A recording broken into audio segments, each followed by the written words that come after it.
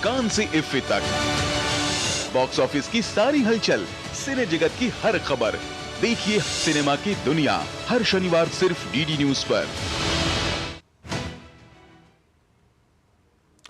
स्वागत है आपका ब्रेक के बाद। आइए एक बार इस वक्त की सुर्खियों पर नजर डालते हैं। पीएम ने आज मन की बात में लोगों से सरदार पटेल और बिरसा मुंडा की 150वीं जन्म जयंती वर्ष के अभियान से जुड़ने की अपील की। दोनों महापुरुषों के विचारों को सोशल मीडिया पर साझा करने का किया आग्रह। प्रधानमंत्री ने डिजिटल सुरक्षा के 3 चरण का जिक्र करते हुए लोगों से इसे अपनाने की अपील की। साइबर फ्रॉड से बचने के लिए सामूहिक मुहिम की जरूरत पर दिया जोर। गृह मंत्री अमित शाह का आज पश्चिम बंगाल का दौरा। लैंड पोर्ट पेट्रापोल में यात्री टर्मिनल भवन और मैत्री द्वार का किया उद्घाटन।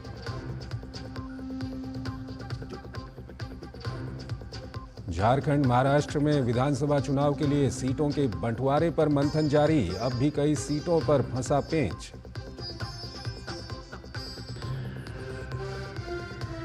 और राजधानी दिल्ली की हवा होती जा रही है दमघोंटू। AQI फिर 400 पार, कहीं गंभीर तो कहीं बहुत खराब हवा में सांस लेने के लिए मजबूर दिल्ली वाले।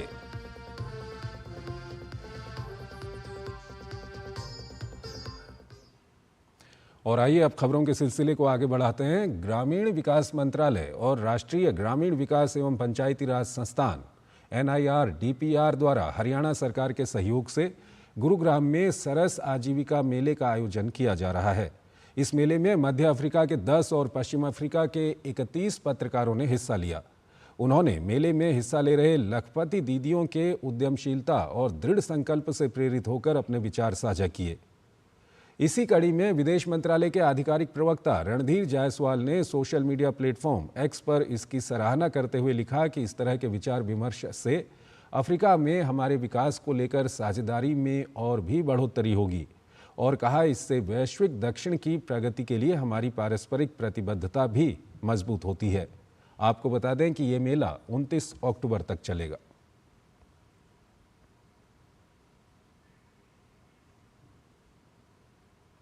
यूपी के मुख्यमंत्री योगी आदित्यनाथ ने आज वाराणसी में संपूर्णानंद संस्कृत विश्वविद्यालय में संस्कृत छात्रवृत्ति योजना की शुरुआत की। इस दौरान मुख्यमंत्री योगी के बटन दबाते ही प्रदेश के 65,195 विद्यार्थियों के खाते में रकम पहुंच गई। ये पहला मौका है जब प्रथमा से लेकर आचार्य तक के विद्यार्थियों को एक साथ छात्रवृत्ति दी गई। इस मौके पर योगी आदित्यनाथ ने कहा, जो भी सर्वांगीण विकास का पक्षधर है वो संस्कृत का हिमायती है। इसकी महत्ता आधुनिक तकनीक ने भी स्वीकार की है। दुनिया का हर वो व्यक्ति जो मानवता का पक्षधर है, जो वास्तव में सर्वांगीण विकास का पक्षधर है, वह संस्कृत का हिमायती है। आज की जो आधुनिक तकनीक आई है, इस तकनीक ने भी स्वीकार किया है कि चाहे वह कंप्यूटर साइंस हो, चाहे वह आर्टिफिशियल इंटेलिजेंस हो, ये सब इस बात को स्वीकार करते हैं कि इसके सबसे सहज और सरल माध्यम कोई एक भाषा बन सकती है तो वह संस्कृत बन सकती है। इसके लिए आप सबको अपने आप को तैयार करना होगा। देश में बीजेपी के कुल सदस्यों की संख्या 10 करोड़ के पार हो गई है। इसमें यूपी ने सबसे ज्यादा सदस्य बनाने का रिकॉर्ड कायम किया है। यूपी भाजपा ने इस बार अपने ही पिछले रिकॉर्ड को तोड़ दिया है। पार्टी का साफ तौर पर कहना है कि केंद्र की मोदी सरकार और प्रदेश की योगी सरकार की नीतियों से प्रभावित होकर लगातार लोग बीजेपी से जुड़ रहे हैं।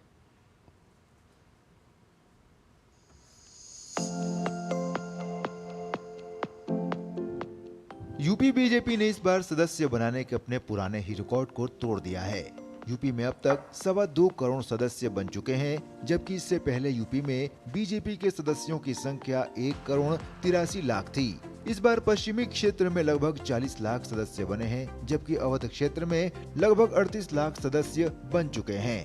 अवध क्षेत्र में कुल 15 जिले आते हैं। इनमें सबसे ज्यादा सदस्य लखनऊ महानगर में बने हैं, जिनकी संख्या लगभग 5.5 लाख है। इस पर अवध क्षेत्र के सदस्यता अभियान के सह संयोजक नीरज सिंह का कहना है कि यूपी ने सदस्यता का नया रिकॉर्ड कायम किया है। नीरज सिंह यूपी में सदस्य बनाने वाले टॉप 10 लोगों की लिस्ट में शामिल हैं। भारतीय जनता पार्टी 10 करोड़ सदस्यों के साथ विश्व की सबसे बड़ी पार्टी बनी है और इस विश्व की सबसे बड़ी पार्टी के विश्व के सबसे चहेते लोकप्रिय नेता नरेंद्र मोदी जी के प्रति लोगों ने विश्वास व्यक्त किया है। मुझे प्रसन्नता है कि आज हमारे एक भारत और श्रेष्ठ भारत के संकल्प में लोग हर तरफ से, हर राज्य से जुड़ रहे हैं और उसमें भी उत्तर प्रदेश में 2.25 करोड़ से ज़्यादा हमारे पार्टी के साथ लोगों ने सदस्यता ली है। भारतीय जनता पार्टी के सदस्यता अभियान का दूसरा चरण चल रहा है। देश भर में अब तक 10 करोड़ से अधिक सदस्य बीजेपी बना चुकी है। पूरे देश में यूपी अभी शीर्ष पर है। यूपी ने 2 करोड़ से ज्यादा सदस्य बनाकर रिकॉर्ड कायम किया है। प्रदेश में बीजेपी का लक्ष्य है कि लोकसभा सीटों में मिले मतों के 75% लोग उसके सदस्य बने। भाजपा का कहना है कि लोग केंद्र में मोदी सरकार के 10 सालों के कार्य और प्रदेश में योगी सरकार के 7 सालों की उपलब्धियों से प्रभावित होकर पार्टी से जुड़ रहे हैं। भारतीय जनता पार्टी का सदस्यता अभियान पूरे देश में चल रहा है।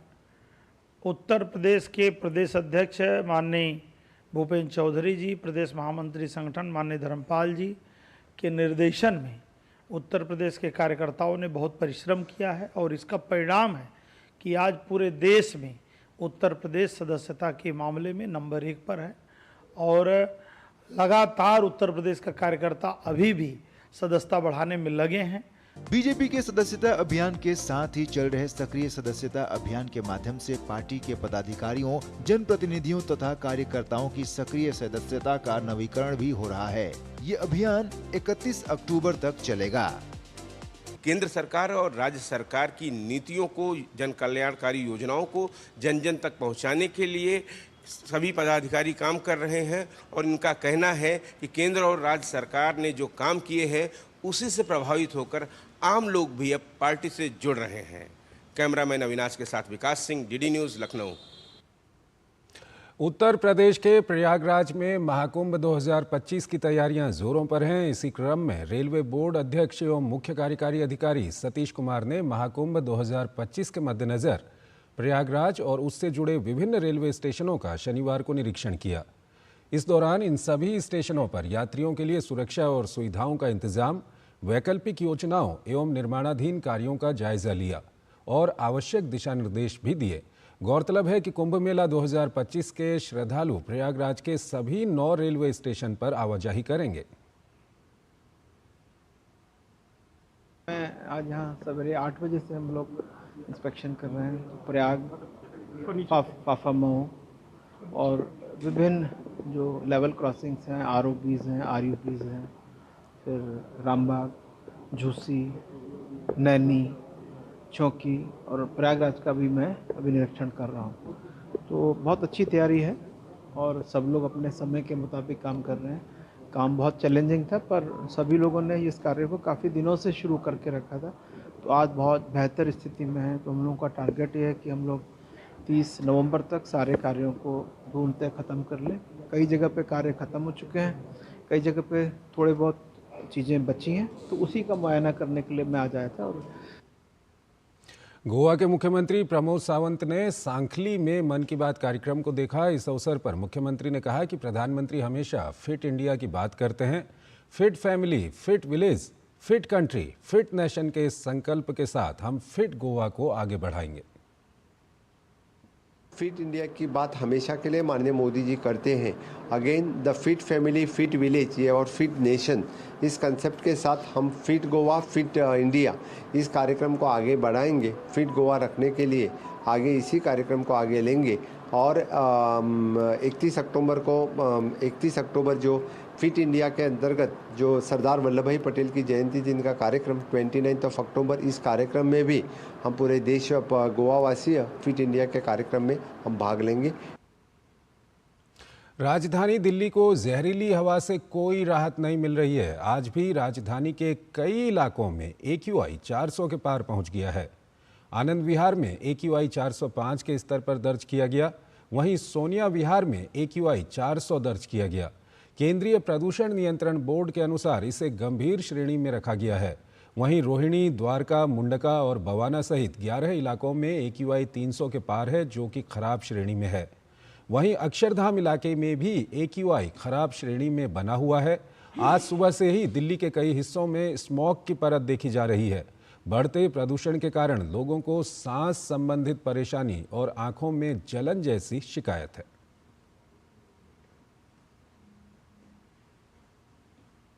भारतीय सेना के इन्फेंट्री दिवस के मौके पर प्रधानमंत्री नरेंद्र मोदी ने इन्फेंट्री के सभी रैंक के अधिकारियों को नमन किया।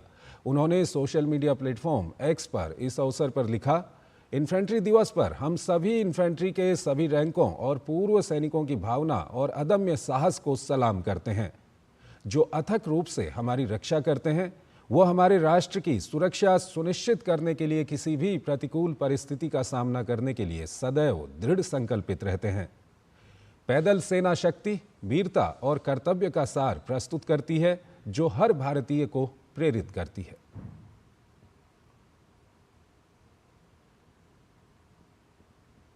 वहीं रक्षा मंत्री राजनाथ सिंह ने इन्फेंट्री दिवस के मौके पर सोशल मीडिया प्लेटफॉर्म एक्स पर भारतीय सेना के सभी रैंक के अधिकारियों को बधाई और शुभकामनाएं दी हैं।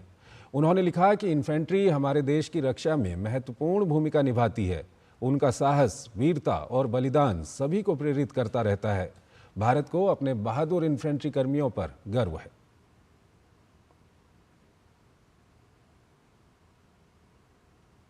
वहीं इस अवसर पर CDS जनरल अनिल चौहान, थल सेना अध्यक्ष जनरल उपेंद्र द्विवेदी और अन्य वरिष्ठ अधिकारियों ने राष्ट्रीय युद्ध स्मारक पर पुष्पांजलि अर्पित की।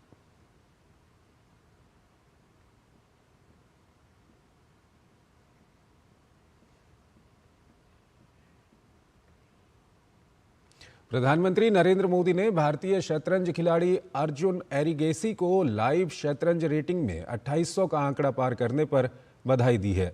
अर्जुन 2800 रेटिंग अंक का आंकड़ा पार करने वाले विश्वनाथन आनंद के बाद दूसरे भारतीय खिलाड़ी हैं। प्रधानमंत्री ने एक्स पर पोस्ट किया, शतरंज रेटिंग में 2800 का आंकड़ा पार करने के लिए अर्जुन एरिगेसी को बधाई। ये एक अभूतपूर्व उपलब्धि है। उनकी असाधारण प्रतिभा और दृढ़ता ने हमारे पूरे देश को गौरवान्वित किया है। एक बड़ा व्यक्तिगत मील का पत्थर होने के अलावा उनकी ये उपलब्धि देश के कई और युवाओं को शतरंज खेलने और वैश्विक मंच पर अपनी चमक बिखेरने के लिए प्रेरित करेगी। उनके भविष्य के प्रयासों के लिए उन्हें शुभकामनाएं।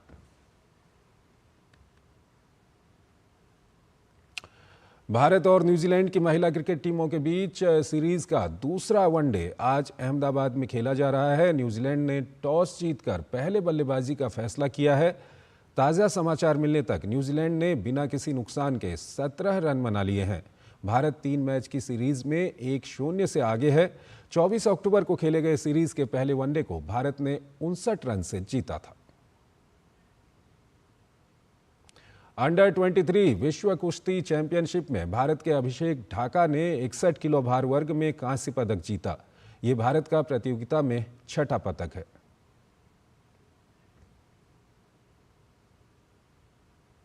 भारत की यशस्विनी घोरपड़े और कृतिका रॉय की जोड़ी ने WTT feeder table tennis tournament के महिला युगल फाइनल में जगह बना ली है। भारतीय जोड़ी ने सेमीफाइनल में जर्मनी की जोड़ी को 3-1 से हराया।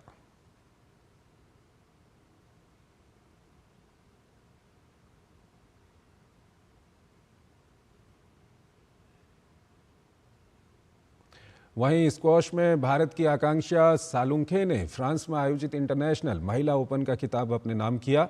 आकांक्षा ने फाइनल में अमेरिका की यशमिता को 11-7, 11-7, 11-6 से मात दी।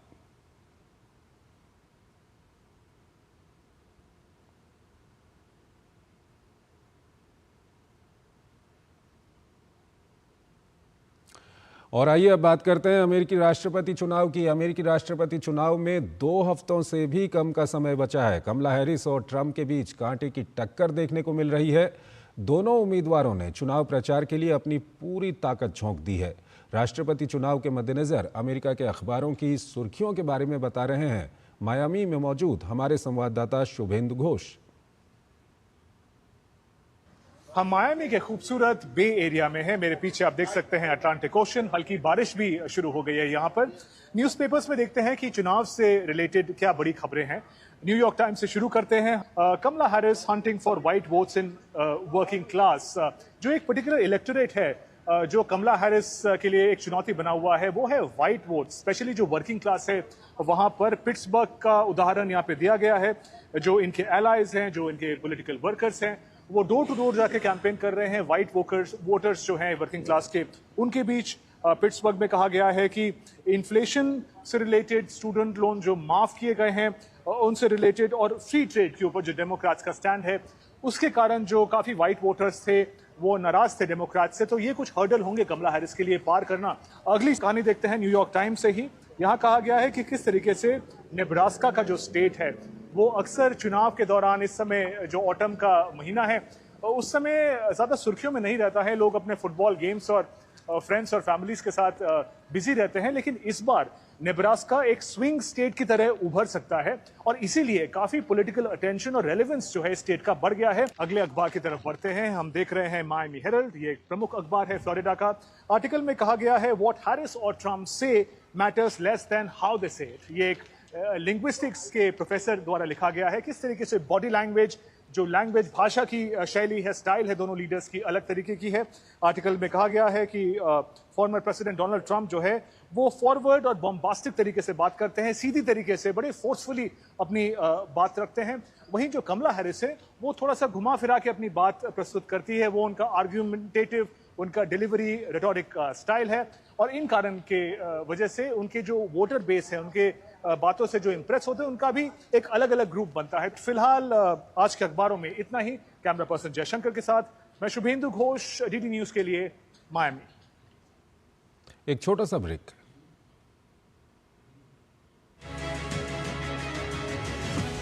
साइबर वर्ल्ड में कितने सुरक्षित हैं आप? Online fraud, hacking, virus attack से कैसे बच सकते हैं आप?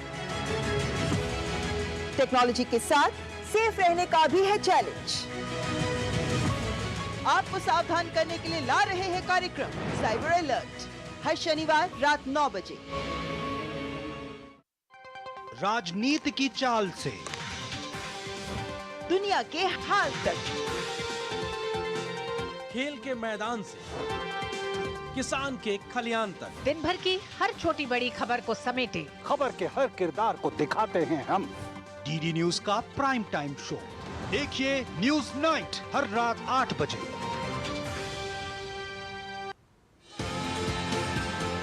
भारत का वैभवशाली इतिहास, हमारी समृद्ध कलाएं, सदियों से हैं हमारी पहचान। वोकल फॉर लोकल व ग्लोबल होते भारत के कला साधक। देखिए भारत की कला संस्कृति के रंग में रंगा हमारा खास कार्यक्रम रंग तरंग, सिर्फ डीडी न्यूज पर। दुनिया की बिसात, शहमात का खेल, वैश्विक कूटनीति, सियासी तालमेल, उभरती नई विश्व व्यवस्था, पर्यावरण, अर्थव्यवस्था, ग्लोबल वार्मिंग ही नहीं, ग्लोबल वार्निंग भी। जंग का जुनून हो या शांति की पहल, देश देशांतर से जिसका सरोकार। बात दुनिया जहान की, खबर दुनिया की। स्वागत है आपका ब्रेक के बाद। हैदराबाद के रहने वाले कलाकार डी वैकुंठम ने प्रधानमंत्री नरेंद्र मोदी के लोकप्रिय कार्यक्रम मन की बात में उनके काम का उल्लेख करने पर खुशी व्यक्त की है। प्राचीन चेरियाल कला के एक समर्पित कलाकार वैकुंठम ने दूरदर्शन को बताया कि प्रधानमंत्री द्वारा मन की बात में उनका जिक्र करना काफ़ी सम्मान की बात है। डी वैकुंठम ने इसके लिए पीएम मोदी का आभार व्यक्त किया। हमारा नक्काशी पेंटिंग्स को इतना एक काम को मैं करने की तरफ हमको नेशनल इंटरनेशनल लेवल में इतना सपोर्ट मिल रहे एंड हमारा स्टेट गवर्नमेंट, सेंट्रल गवर्नमेंट बहुत अच्छी तरफ हमको ताकि अच्छी रिस्पांस दे रहे, इसको प्रमोट करने के लिए, डेवलप करने के लिए अच्छी चांस दे रहे। इतना अच्छा चांस देने के लिए thank you for the PMO. And हम ये मन की बात में हमारा नक्काशी पेंटिंग के लिए वर्ल्ड वाइड प्रमोट करने के लिए हमको thank you for the Modi government, इतना अच्छा अपॉर्चुनिटी हमको दिखाया है। Thank you so much. और जैसा कि आप जानते हैं कि दिवाली अब बिल्कुल नज़दीक है। दिवाली के मौके पर बाज़ारों में सबसे ज़्यादा मांग दिए, लाइट्स और कैंडल्स की है। भांति भांति के दिए लोगों को आकर्षित कर रहे हैं। आइए आपको लेकर चलते हैं दिवाली मेले में। दीपावली यानी दियों की रोशनी से भरपूर माहौल, लक्ष्मी पूजा और ढेर सारी खुशियां। रोशनी और लाइटों के बिना तो दिवाली की कल्पना करना भी मुश्किल है। झालरें हो या मल्टी कलर लाइटें, इस दिवाली लोगों के घरों में चार चांद लगा रही हैं और दिवाली बाजार में लाइटों की खरीदारी जमकर हो रही है। जब बात आती है घर को रोशनी से सजाने की, तो क्या कोई ऐसा मौका छोड़ सकता है? दीपावली के अवसर पर बाजार जगमगा रहे हैं। दिवाली बाजारों में दियों, लाइटों और झालरों की जमकर खरीदारी हो रही है। काफ़ी लोग दिया और ये सब चीज़ें भी खरीद रहे हैं और गिफ्ट आइटम भी खरीद रहे हैं और कपड़े की तरफ भी, शादी की जो कपड़े होते हैं खरीदारी, वो भी यहाँ पर लोग कर रहे हैं। इनकी लाइट्स बहुत सुंदर हैं। मैं सोच रही हूँ कौन सा लूँ, ये लूँ या वो लूँ। सारी बहुत खूबसूरत है। मैं स्पेशल यही लेने के लिए आई हूँ कि मेरे को फानूस ज़रूर लगाना है घर के सेंटर में। कलरफुल है, वेरी कलरफुल और ट्रेडिशनल भी बहुत है। मैं बचपन से ऐसे ही डिज़ाइन देखती आ रही हूँ। Happy Diwali to everyone. And इनके कंडील, फानूस बहुत सुंदर होते हैं and everyone must decorate their houses nicely and have a happy prosperous Diwali. ये ग्लास मेटल कैंडल होल्डर मैं हर साल लेता हूँ और इसकी ब्यूटी ये है कि जब आप इसको टी लाइट लगा के इसमें लगाएंगे तब इसका रिफ्लेक्शन जो है वो ट्रायंगल रिफ्लेक्शन आपका बाहर आएगा। ऐसे काफ़ी कुछ आइटम्स मैं यहाँ से परचेस करता हूँ और सबसे बड़ी बात है कि यहाँ पर रीजनेबल प्राइसेस है। बाजार में रौनक है, दुकानदार भी खुश हैं क्योंकि बाजार में भीड़ उमड़ रही है और लोग अपने अपने स्तर पर जमकर खरीदारी कर रहे हैं। शहला निगार की रिपोर्ट, डीडी न्यूज़। तो इस बुलेटिन में फिलहाल इतना ही। आप बने रहिए डीडी न्यूज़ के साथ। नमस्कार।